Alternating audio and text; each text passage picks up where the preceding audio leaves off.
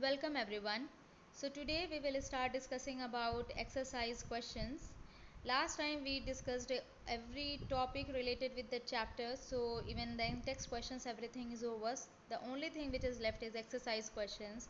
Now very few exercise questions given for chapter 1 and all the concepts related with which is required to solve to answer these exercise questions we have discussed, but again we will be discussing exercise questions, so this will help you in writing these answers in your notebook. So what you have to do when we will be discussing all the exercise questions, then you have to write all these exercise questions in your pair notebook in neat and clean manner. And I hope that all of you have already written the in-text questions, because as we were discussing about the topics, we were also discussing about in-text questions, and I have already asked you to write those in-text questions in your book. So if you haven't written till now, then try to write it, uh, so that when you have to write, when you have to complete exercise questions, then you won't feel any sort of burden. So let us start this. Question number 1 is, convert the following temperatures to the Celsius scale: A 293 Kelvin, B 470 Kelvin. So as we have already discussed one formula, so that with that formula we will be able to convert temperatures from Kelvin scale to Celsius scale and from Celsius scale to Kelvin scale. If you don't remember, then you can again go through that video and you will find one very simple formula is there, by which you will be easily able to solve all this conversion of temperature. Again we will be discussing about it. So I will tell you here, as you can see in question number 1, temperature is given in Kelvin and you need to convert these temperatures to Celsius scale. So what you have to do, you have to subtract 273 from the given temperature. So for A 293 Kelvin, if you have to convert this to Celsius scale, then you will be doing 293 Kelvin minus 273. The value which you will get is the temperature on Celsius scale. Same way for B, 470 Kelvin is given. So if you have to convert this to Celsius scale, then you have to subtract 273 from this 470 Kelvin, and the value, the answer which you will get, that is the temperature in the on Celsius scale. Now question number 2 is, convert the following temperatures to the Kelvin scale. Here as you can see that temperatures it is given on Celsius scale, you need to convert this to these to Kelvin scale. So what you have to do here, that the temperature which is given in question, in that temperature you have to add 273. So whatever the answer you will get, that is the temperature on Kelvin scale. For example, a 25 degrees Celsius is given, so in this given temperature 25 degrees Celsius, you have to add 273.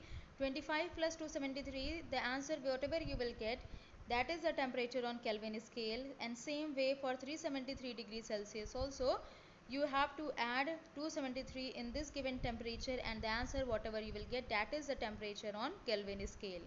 So you see that it is very easy. You just have to take care that in the question number 1 we are subtracting the value of 273 from the given temperature, and in question number 2 we are adding the value of 273 to the given temperature.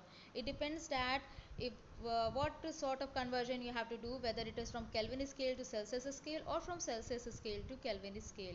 Once you will practice few more questions, then it will be clear to you. Now question number 3 is, give reason for the following observations. A naphthalene ball disappear with time without leaving any solid.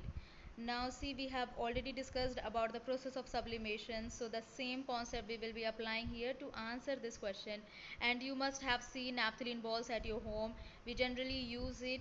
So actually what happens, like you used to keep those naphthalene balls in cupboard in Almirah, where you used to keep your woolen clothes especially. But that naphthalene ball, it used to reduce in size, and after some time you find that there is it disappears completely and it do not leave any residue as well. So why this happens? This happens because naphthalene balls, they are sublime in nature. That means those substances which directly converts from solid to gaseous state, they are said to sublime. So that is why naphthalene ball is sublime in nature, so it directly gets converted to gaseous state, and that is why it is not leave any residue behind. Now question number B is, we can get the smell of perfume sitting several meters away. This question also we have discussed with the help of one activity which is given in the beginning of the chapter.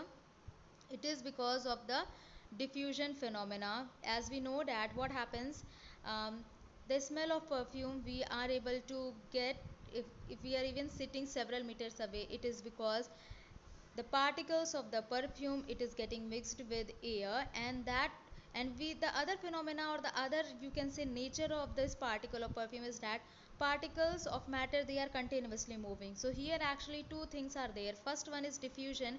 Diffusion, it is because when we are spraying perfume, then the particles of perfume, first of all, it is getting mixed with the air, and then these particles of perfume, like any particle of matter, it is also continuously moving, and that is how it is just reaching to the person sitting several meters away. So here both the points are important, but the first and foremost point is the diffusion phenomena. So that is why we are, that is all the answer of these questions, which we have discussed. That means question number 1, 2 and 3. You need to write this by yourself. First you have to understand the answers, you have to understand the question, and then you try to write these answers in your own language, in the simple language, so that it becomes easier for you to remember and to learn.